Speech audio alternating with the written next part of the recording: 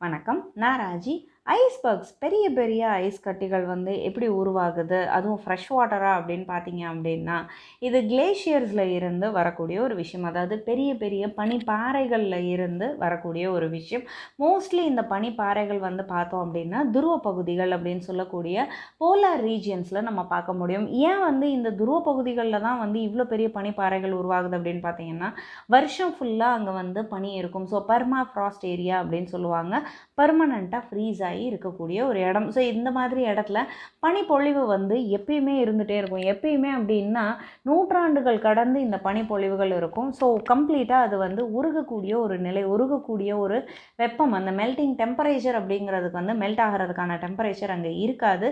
So அதனால் அது அப்படியே இறுகி இறுகி இறுகி கம்ப்ரஸ் ஆகி ஐஸாக மாறிடும். ஸோ இப்போ இதே வந்து நார்த் அட்லாண்டிக்கில், வட அட்லாண்டிக்கில் வந்து பார்த்தோம் அப்படின்னா நிறைய ஐஸ்பர்க்ஸ் வந்து டைட் வாட்டர் கிளேஷியர்ஸில் இருந்து பனிப்பாறைகள் எங்கேருந்து பார்த்தீங்க அப்படின்னா கிரீன்லேண்ட், மேற்கு, முக்கியமாக கிரீன்லேண்டோடைய மேற்கு பகுதியில் இருந்து வந்துட்டு இது ஃபார்ம் ஆகும். ஸோ இதெல்லாமே கம்ப்ரஸ் ஆன ஒரு இது அப்படின்னு சொல்லியிருப்பாங்க. ஸோ இப்போ அந்த ஸ்கேப்போடைய வெயிட் வந்து பார்த்தீங்க அப்படின்னா இவ்வளோ தான் அப்படின்றது நம்ம சொல்லவே முடியாது. ஏன்னா ப்ரெஷர் அதிகமாக இருக்கிறதுனால அங்கே வந்துட்டு ரொம்ப திக்கான ஒரு ஐஸ் வந்துட்டு நமக்கு கிடைக்கும். ஸோ கிட்டத்தட்ட 60 அடி வந்து ஒரு நாளைக்கு வந்து இந்த ஓப்பனிங்ஸ் வழியாக இந்த ஐஸ் வந்து ஃப்ளோ ஆகிறதுக்கான வாய்ப்புகள் இருக்குது அப்படின்னு சொல்லியிருக்காங்க.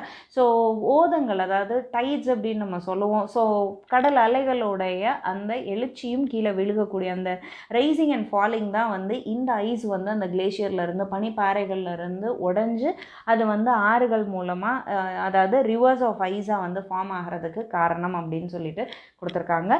இன்றைக்கி என்ன குறள் அப்படின்னு பார்த்துடலாம் வாங்க. அதிகாரம் பகைமாட்சி. குறள்: செருவார்க்கு சே நிகவா இன்பம் அறிவு இல்லா அஞ்சும் பகைவர் பெறின். அறிவு இல்லாத அஞ்சும் இயல்புடைய பகைவரை பெற்றால் அவரை எதிர்த்து பகை கொள்பவருக்கு இன்பம் நிலைத்து நிற்கும். கண்டிப்பாக நம்மளுடைய பகைவராக இருந்தால் கூட அவங்களுக்கு ஒரு தகுதி இருக்கணும் அப்படின்னு பொதுவாக சொல்லுவாங்க.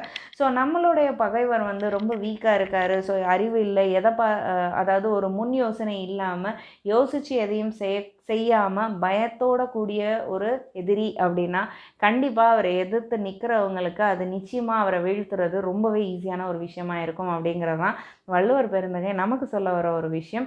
இந்த நாள் கண்டிப்பாக ஒரு நல்ல ஆரம்பமாக, நிச்சயமாக ஒரு புத்துணர்ச்சியான நாளாக இருக்கும் அப்படின்னு நான் நம்புகிறேன். ஜெய்ஹிந்த்.